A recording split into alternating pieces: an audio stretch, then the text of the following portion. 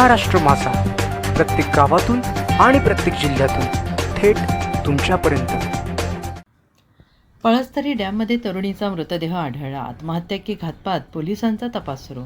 कर्जत शहरानजीक असणाऱ्या पळसतरी डॅम परिसरात आज रविवार दिनांक 15 दुपारी सुमारे 3 वाजण्याच्या सुमारास एका अज्ञात तरुणीचा मृतदेह आढळून आल्याने परिसरात खळबळ उडाली आहे। या घटनेची माहिती मिळताच कर्जत पोलीस ठाणे येथील पोलिसांनी तातडीनं घटनास्थळी धाव घेतली। तसेच अपघातग्रस्त हेल्प फाउंडेशन यांच्या पथकाने मदतकार्य करत मृतदेह तलावातून बाहेर काढला। मृत तरुणीचे वय अंदाजे 22 ते 24 वर्ष असून ती अविवाहित असल्याचं प्राथमिक पाहणीतून समोर आलंय। मात्र तिची ओळख अद्याप पटलेली नाही। पोलिसांकडून ओळख पटवण्याचं काम सुरू आहे।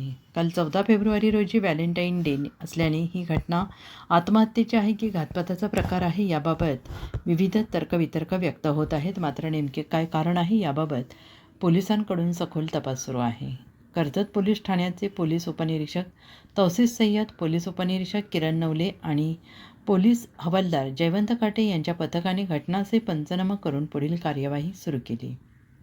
दरम्यान संबंधित तरुणी जवळील पळसतरी रेल्वे स्थानकातून येथे आली असावी का अथवा अन्य कोणत्या कारणाने या भागात दाखल झाली होती याचाही तपास पोलिसांकडून करण्यात येत आहे। शवविच्छेदन अहवालानंतर मृत्यूचे नेमके कारण स्पष्ट होण्याची शक्यता आहे।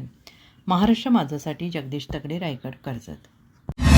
महाराष्ट्र माझाला सबस्क्राईब करा आणि बाजूचा बेल आयकॉन प्रेस करून मिळवा आपल्या परिसरातील ठळक आणि ताज्या घडामोडी।